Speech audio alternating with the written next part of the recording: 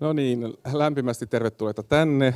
Välkomna hit till vårt lilla festival som jag har valt att kalla Helsinki Light. Det är liksom en slimmad version av den festivalen som vi normalt ordnar. Men man har ju lärt sig här de senaste 2 åren att man ska doppa fötterna lite innan man börjar liksom med full språng. Men vi har här ikväll, meillä on siis tänä iltana tällainen niin kuin Suomi-Ruotsi-ilta, ihan vähän niin kuin sattumalta. Vi har alltså en sån här Finland-Sverige-kväll. 3 av våra författare som kommer från Sverige har ett starkt förhållande till Finland. Och det syns i deras böcker på alla möjliga sätt. Mä oikeasti haluaisin aloittaa tämän ohjelman heti, koska meillä on rajatusti aikaa, mutta mä haluaisin todellakin sanoa tervetuloa tänne, koska tuntuu jotenkin ihan eri tavalla kuin viime vuonna, kun meillä ei ollut yleisöä ollenkaan.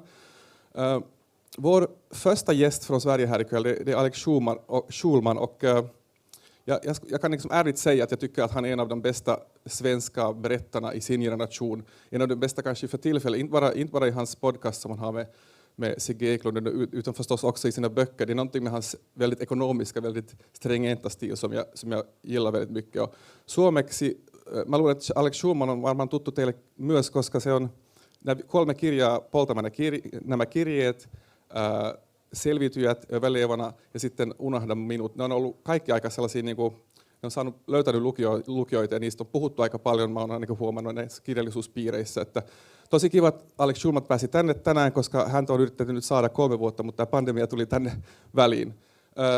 Alex Schulman kommer att bli intervjuad här av Elina Hirvonen som är författare och dokumentarist, journalist, och hennes senaste bok heter Punainen myrsky, den kom 2019. Så nu välkomnar jag er på scen, Alex Schulman och Elina Hirvonen. Ni får komma här. Och tack. Tack. Hej.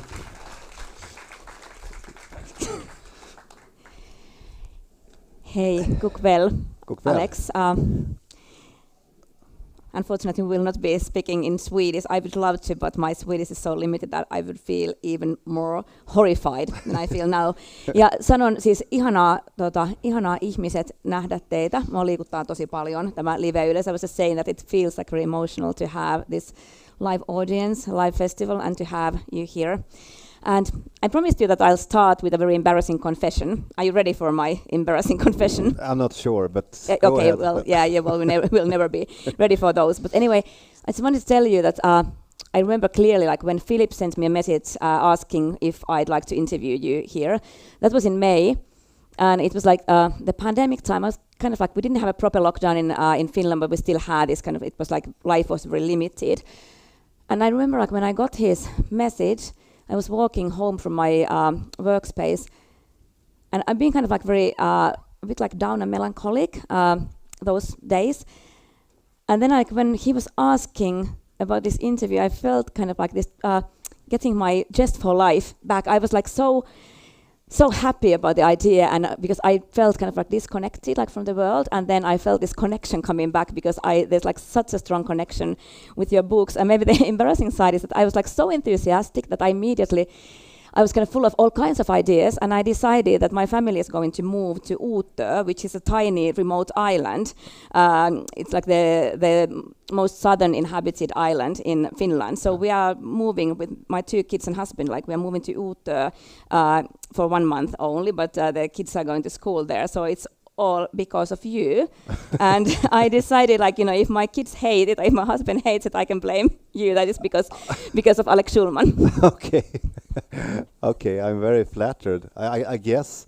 But just have them call me, and all their anger for Utö, they can take it to me. Yeah, and I think they can easily sail from Utö to Sweden if they need to. You know, if they hate it, they can just, you know. They can come and stay at my place. Okay, yeah. Okay. So we take it as a promise. Yes. Yeah, and we have people hearing it. So you know, yeah. But the idea of kind of like I was thinking of the connection, because like your books, like for me, they are very special, and kind of like when I'm reading them, I feel this. I'm like somehow connected to the humanity. That there's like some level of like there are things that are difficult to say, like difficult to find words for, and then like when you are writing about them in this very clear, beautiful language, it kind of like, you know, makes life feel a bit like less lonely, or it kind of lifts the solitude. And I was thinking, do you share the feeling of kind of reading as something that connects you to humanity or to other people? Yeah, I do. I really do. I think that, I mean, I was one of those children, and if there's young people in the audience, I don't think that they recognize the type, but when I was young in the 80s, we were a few that, we read books all the time. And at the same, I mean, in the same way as people today are looking in their phones, I could walk on the street going to school with a book in my hand, and I remember this so clearly, so vividly, that I did this, and I never see it. I haven't seen it in 30 years, but for me, I mean, being brought up in a family like the one that I had, where there were lack of love from time to time, I could find the love and the connection that I didn't have, with my parents. I could find that in the books, so it was like fantastic for me to have them. Yeah, I remember like when I learned how to read, I also, it was the first time that I felt that I'm not completely lonely in the world, that I felt, because I was always a bit suspicious that the other people might not really exist, but that the world just might be this this game, like, where you are played and the other people, like, because somehow are playing you. And then through books, I kind of like felt the connection for the first time. But I mean, it's also because, but it's something about reading, especially. I know that people can be very moved by art. I could never be that. I don't know why. Maybe it's because I'm colorblind. I don't see it, and it's very seldom that I feel that with music. I mean, I can if I can read the text to the music, but it all comes down to text for me. There have been books that I've been crying for so long that I can't stop. Also Finnish authors. I remember when my dad gave me Linna, Okänd soldat. I don't know the name in Tuntematon sotilas. Okay. Or unknown soldier in English, but yeah, Tuntematon sotilas. I just will never forget when I read that, and I was 14 or something, and when I came to the last page, I was crying, so the tears were going down on my chest, and it was like one of the strongest moments in my teenage years, that book. But I have never felt the same with other arts. It's just the reading for me that takes me to those places. Yeah, you've written a beautiful text about your relationship, your connection to Finland, and how it started with books, like with your father giving you those Finnish Yeah, books. but he gave me so much, and I mean, a lot of it was not crap, but it was, I mean, he gave me this, like 15 books of a guy named Sillanpää. And it was so boring. And he said, "Have you read Sillanpää?" I said, "Yeah, I'm getting there." But it was, I mean, but then but he also gave me Edith Södergran. It's like she's Finnish, right? And Edith Södergran was the biggest idol of from I was maybe 15 till I was 20, and I discovered Thomas Tranströmer, the Swedish poet. Edith Södergran was, the greatest influence for me. And he also gave me Runeberg, and I loved him so much. So he's been very strict on that you have to learn where I come from, because it's a part of you. And I really think that's the case. I was speaking to the driver when I got now from the airport, because my father fought in the Winter War. Is it called that? Yes, the Winter War. Winter War. Yeah. And I'm still so proud of him that he did that, and I feel that I'm almost the one that that I was almost there, because it's my genes, and he was there, and he had as me, a very bad stutter. He couldn't speak, so he didn't do the military service. So when the war came, he got to the military and he said, I have no education, I don't know guns, but I want to help. What can I do? So they said, what can you do? And then he said, I want to build a group of people, and I want to go out to the front, to the Russian front, and I want to entertain the soldiers in the front. You know, is it called the front? Yeah, like the Etulinja. and then they said yes, okay. So he went out there and he entertained them with music and with dancing and with things like that. And he once got a letter from some big general, and that note he framed and he had it over his desk for the rest of his life. And it was a note saying that the Schulman entertainment troupe can't be as close to the front as it is now, because the laughter from the soldiers, it's giving away the Finnish soldiers' position to the Russians. So it was like he has never gotten a better review in his life. It was like the most beautiful note that he ever got. So he always kept it, you know, by his desk. So I feel very Finnish. Yeah, I really do. Even though there's things here that's still hard to understand, like the memma, the thing you eat. Mammi. Mammi, yeah. Mammi, yeah, it's a beautiful delicacy. Yeah. You will understand it. You just have to eat it, I think, one portion per day for 10 years, and then you'll understand it. Okay, well, it feels like I already did then, because my father... I was joking. my father was... There was this place in Stockholm where they had memma, and he came home and said, "Son, I got it again."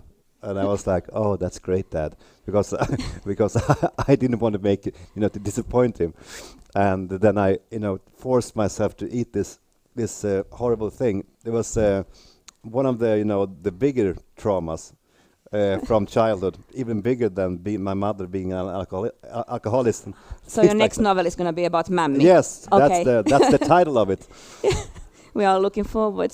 But your latest novel before the next one about Mammi, Överlevarna, Eloonjääneet in Finnish, that's also about connections and losing connections. It's a bit different, like from the previous ones, because it's like more fictional, isn't it? And in the novel there are 3 adult men who go back to their childhood or summer place after their mother has died. You told that one inspiration for writing was kind of the realizing that you've lost connection to your brother. Yeah. Yes. That was the starting point. I always tend to. I always want to.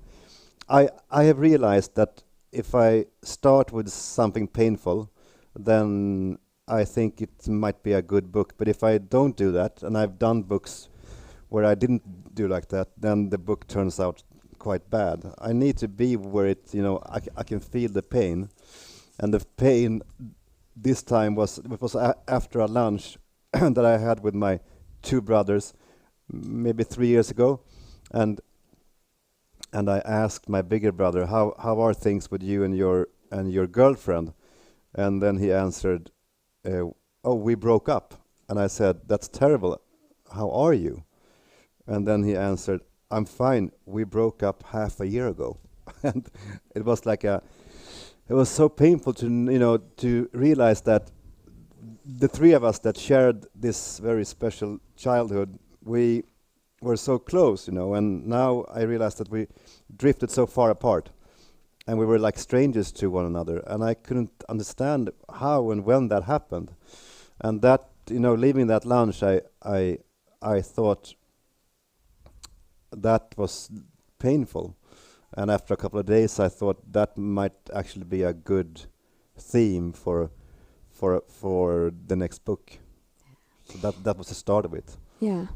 There's a beautiful quote by Marcel Proust that kind of like when you were saying about kind of like you have to start from something painful, and there's a quote that I really, really love, and it kind of like makes me think of, I think that there's a link between your writing and the quote. The quote is that ideas are substitutes for sorrows. When the latter change into ideas, they lose part of their noxious action on our hearts, and even at the first instant, the very transformation disengages a feeling of joy.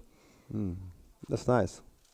Yeah, it's something like I kind of like, because I'm finally reading Marcel Proust. I have to like confess that I haven't like read him before, and I felt like very kind of like guilty. Now you're so proud of it, so you need to read it out to the audience. Exactly. I want to announce kind of, because like I was saying that I'm a bit nervous of interviewing you because like I really love your books. So I'm just to show that I'm actually a civilized person who's like who's not only reading your books but also Marcel Proust. Yeah, but I kind of like it's kind of for my writing, it really kind of rings a bell, the idea that ideas are substitutes for sorrows, and kind of like when you start transferring sorrow like into ideas, that something else comes out. And I felt that it's also like something, it sounds really familiar to your writing. For sure. But I was also thinking that you've written a lot about your family and your kind of your people close to you, and then Överlevarna is more purely fiction, even though of course like there's the kind of the starting point. Like was it different, and was it like easier to write something that's not as close to the people that you know, or was it different?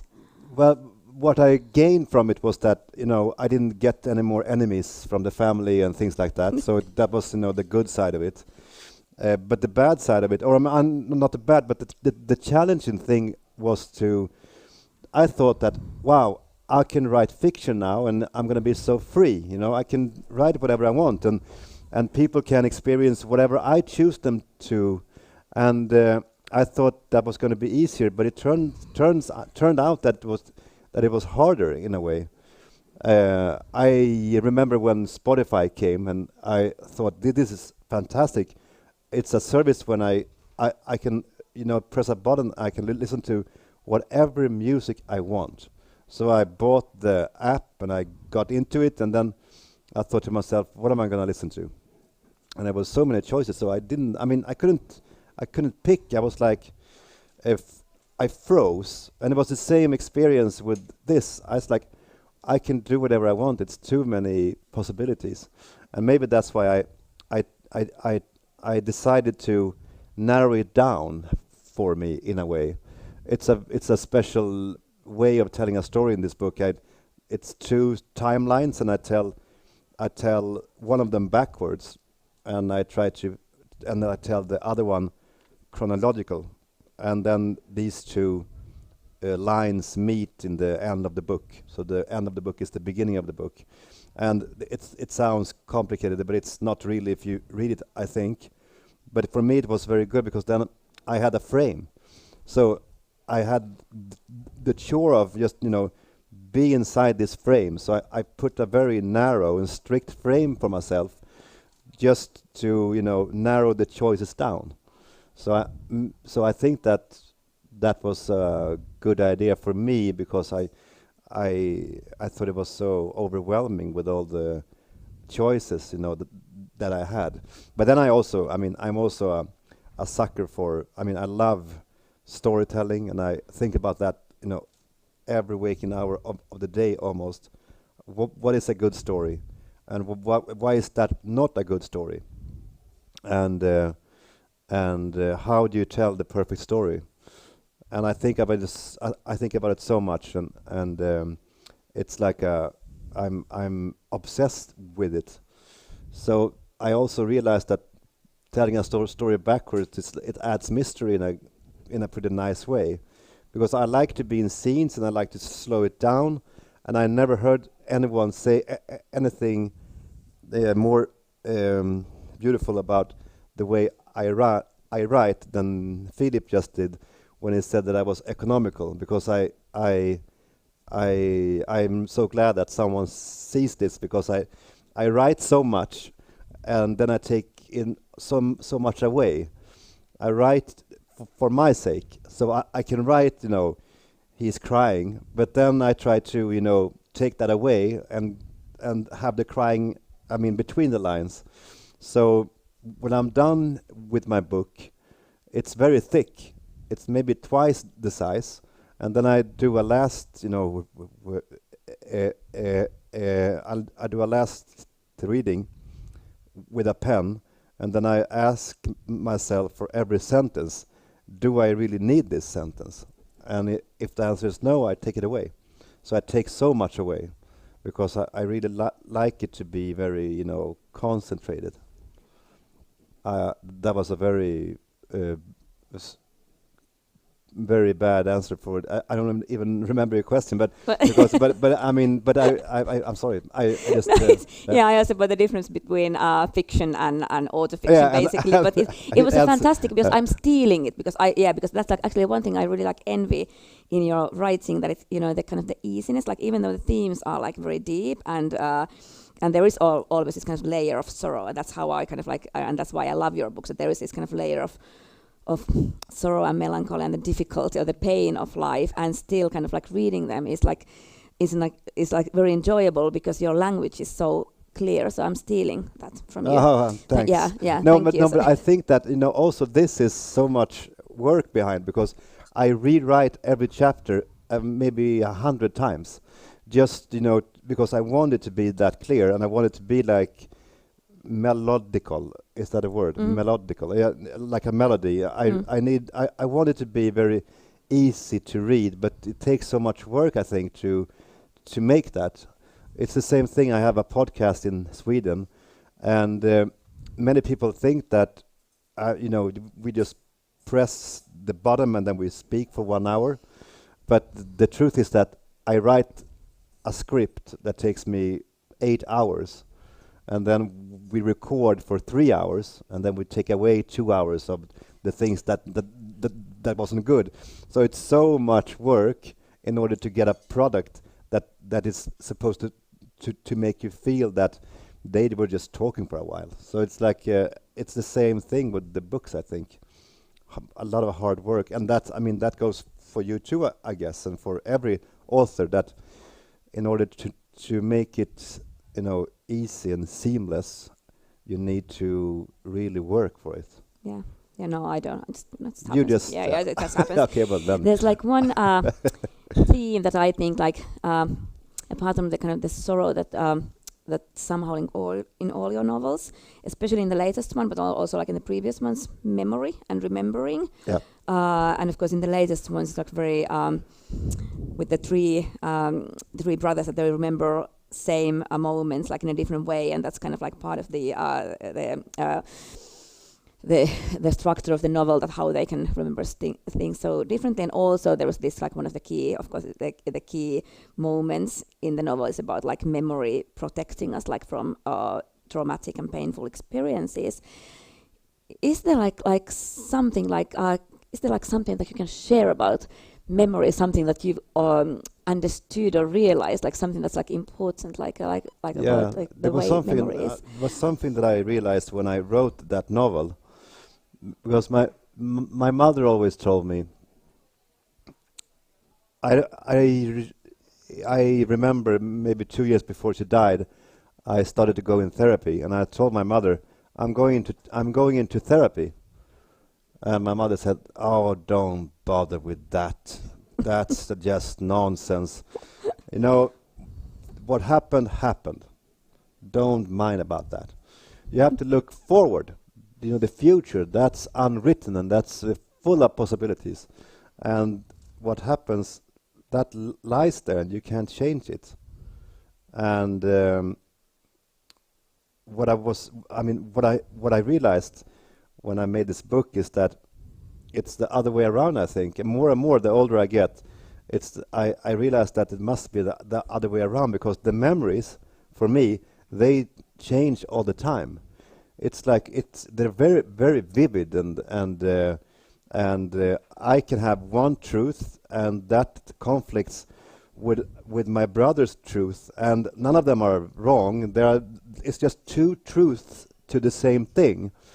And digging into the past, which I do all the time, I realize that I can change the past. I change it so much, and then of course the future, and that's also a theme. the future, as it seems, has it seems that we have very little, possibilities of changing what is going to happen to you in life. I mean, at least that's my feeling. It's already been decided what happens to me due to things that happened in my childhood, or even things that happened to my mother in her childhood. So, do you know what I mean? It's just flipped. The past is changing, and it's beautiful, and the future is not interesting because I'm doomed to go where I go. That's actually like one thing you said it beautifully. One thing I was thinking that in the novel, especially like in the latest one, I was thinking that kind of childhood defines the way the brothers are as adults. It's kind of like I felt that they are like strongly defined by their childhood. And when I was reading it, I think that's like one of the reasons I really loved it, because I had the same feeling often, that it's kind of that which just that kind of like growing up, it's just like different reflections of your childhood, and it feels exhausting somehow. It's kind of like, do we ever get rid of the childhood? But do you feel that way, that we are just kind of reflections of our childhood, like for and forever? I think, yes, I do, and I think that we are maybe even reflections of our father's and mother's childhood, and maybe even their parents' childhood. It's like a poison that runs through the generations, and you're just a vessel for a while until it passes on to your kids. It's very pessimistic, but it's true. Have you told your kids that you are all doomed? No, but I mean the cure is to stop it, but it's very hard. It's like it's a scene in Aliens or Alien, maybe the first one, where this alien gets into the face. Do you remember that scene? It's like a big animal that sucks and is stuck in a face, and they need to cut it away. So they take a knife and when they're going to cut it, it starts to bleed. And this blood of the beast, of the alien, is very strong. So it goes through the ground in the ship, and then realized, okay, if this is going to go all the way down, we're going to die because we're in space. So they are going through the stairs and trying to stop this fluid going through the ship. I can feel it's the same with the things that we do the things that I do comes from my parents, and they got it from their parents, and you need to stop it from you need to stop the poison from getting further down. But it's very hard, and you fail all the time, of course, but at least I know this, and I so much try to stop the things that I experienced as a kid. But it's it's hard. I can give you an example that just happened to me just a couple of weeks ago. My two daughters go in the same school, and they had this chore of they were going to write a poem, and every student, every pupil were going to write a poem, and then they're going to take all the poems into one book, and the parents of the school was going to buy the book and save. And my youngest daughter, she wrote a great poem. It was fantastic, and it was named the best poem of the book. I don't say this to brag, but I was very proud of her. And I remember that every time that we have dinner and we had friends over, I called to her, "Frances, come here, I'm going to read the poem." And then I read the poem, and all the guests was like, "Oh, wow, this is so beautiful, Frances." And I did this so many times, and one night after one of those dinners, my other daughter came to me and said, "Have you forgotten that I wrote a poem too?" And it was such a shameful moment to me, because I only did this to lift her and to tell her that I'm proud. But in that thing, I just forgot about the other one for a while, and she was, sad, and it was, that's terrible, and that kind of thing, where the parent turns away their gaze, that's the biggest nightmare for a kid, and I experienced it so much when I was small, and now it happened again, and these things happen all over and over again, and I'm so very strict, and I'm so angry with myself when I fail, and I try to work on it, but it's like impossible to. I always I think about Twin Peaks, the TV series from the 90s, and there's a giant in that show. Dale Cooper is sitting in a bar, I think, and there's a girl that sings, and then it fades and it gets strange with the colors, and then the artist is gone, and this big giant comes on the stage, and he turns to Dale Cooper and he makes like this, like a warning sign, and then he says, "It is happening again." and I so often think about that giant, it's happening again. It's a nightmare, it's horrible. Your daughters will write beautiful novels or poetry about the experiences. Yeah.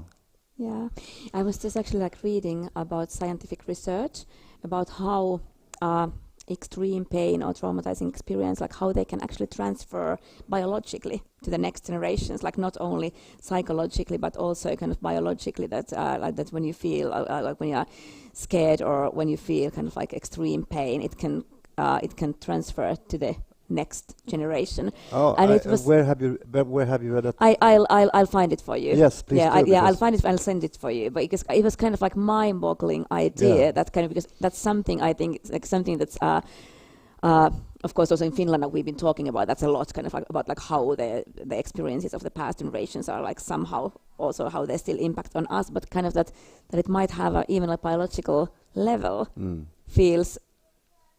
Oh, it's so interesting, and I it's like I had a feeling about that, but I would love to see if there's a proof of this, if there's studies, or if how do you prove it? I would love to read something scientific about it. Yeah, I'll find you the article. There's just been some animal tests, and then so it's some first testing, but there's kind of it's happening. But do you feel since you are kind of it's of course your whole career has been writing about the painful experiences and also the painful experiences of the past generations and how they are transferring into your life, and do you feel that kind of writing changes the experiences? Do you feel that you can somehow by writing and that you can somehow reclaim them or transform them? No, yeah, you can. You can. No, but I don't know. As soon as I go into a memory, I alter it a bit. I don't do it purposely, but it happens. The more times you go back, you add something, and then you take away something, and if you go back, enough times, then it's a completely new memory. And it's false, but it's still your memory, so it's true. I think it's very, very interesting in a way. But what I do experience is that when I write about something that happened to me, and this book, The Survivors, it's a fiction novel, but it's very much about my life. It's my childhood that I write about, but I also have scenes that never happened to me, even though they're very authentic. It's like they didn't happen. That didn't happen to me, but the memory is very true for me. I can make up a memory that is completely false and completely true at the same time. But what I was going to say was that when I go into a memory that actually happened to me, like a very, difficult memory with my mother, what happened before is that when when that memory pops up, I just take it away because I can't deal with it. But this you can't do when you write. Then you really need to get into it. You need to, dig into that scene and that memory. And I realize, I mean, it's maybe sounds hobby psychological, but I realize that when I'm out on the other side, the memory is not as horrible anymore. It doesn't frighten me as much. Yeah, and that's what I think happens. But I've been thinking about writing and reading a lot lately, and I was thinking that I don't really like believe in speaking about painful experiences that much. I think it's kind of like there's like, even if you try to like talk about something painful that happens, I always feel there's a limit, and at least like for me, I start kind of like feeling sorry for the other person. Yeah. But then kind of like when I'm reading your books or when I'm writing, I kind of like feel there's a level of communication that doesn't happen on any other way, and that's also something that's kind of like, I don't know, that has the potential at least to take the pain away, or at least like make it like somehow like more bearable, because there's the feeling of not being alone. Yeah. Do you understand what I mean? Kind of like that it can happen, that you can like communicate something through writing, or understand something through reading that you couldn't communicate like in any other way. Yeah, I think that happens to me a lot when I read. Now I read Sara Stridsberg. Do you know her? Of course, I love her. Yeah, I absolutely love her. Yes, which one are you reading now? Yes, I read her short stories called Hunter in Huskvarna, it's called, and there's so much there that is telling me that you're not alone.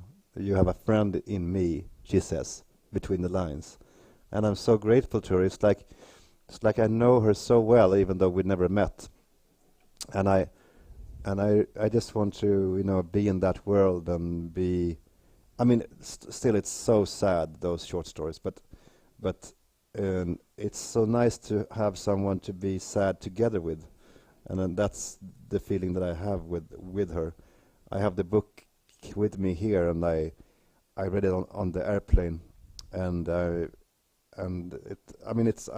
can really recommend her to anyone that hasn't read her. I think she's out on Finnish, right? She must be. She is, yeah. Yeah, not the latest one, I think. Or I don't know if the latest one is, but at least like the previous ones. Yeah, but exactly. The Kärlekens Antarktis is her latest one, and it's also it's amazing, and that has exactly that effect that you're talking about to me. Yeah, being sad together with somebody. Yeah. I promised you a game, and I was thinking that we are ending with a game. Is it okay? It depends. But it's not a scary one. It's a game that I used to play with my friends when I was a kid, and I actually love it. So I'll just like say words, and then you answer like with the first things that comes to your mind. Oh, and okay. we don't have much time, so don't be scared. I'll start with a nice one. Happiness. Happiness. My mother. It's I can't explain it, but it's always when I think about. Oh, maybe I don't have to explain. I just say it, right? Okay, yeah, sorry. You can either say or explain. No, but I mean, the first word that came up is mother, because it's. Yeah, I don't know. I'm sorry. Play. Football with my brothers. Friendship. I'm so bad. This is why I edit myself in the podcast, because then I can take away the moments when I just think and it sounds so much smarter. Here it's like very obvious that I'm stupid. You sound smart. No worries. Okay, you can ask me one. Okay, Sweden. Okay, the most embarrassing moment I've ever had with Jonas Hassenkemeri in my life, and this is awful that it comes like to my mind when I think about Sweden. I think about Jonas Hassenkemeri and me being completely embarrassed by kind of like having this fangirl moment when I met him for the first time. And he was nice to you. He was super nice to me. I was like, super idiot, and I've been trying. I forced my publisher to convince him that I'm actually smart. And I was like super idiotic. And this is, what comes to my mind when I think about Sweden. That's so sad. Also, actually, literature. You, Jonas, Sarah Streetberg. Many of my favorite authors right now, or my like very like. Of course, I love many Finnish authors, but I do have like many dear authors like from Sweden. Oh. And thanks for coming here and having this discussion. I was like so happy to have you here. It was so nice to be here. Thank you very much. Tack så Thank mycket. you. Tack. Tack så mycket.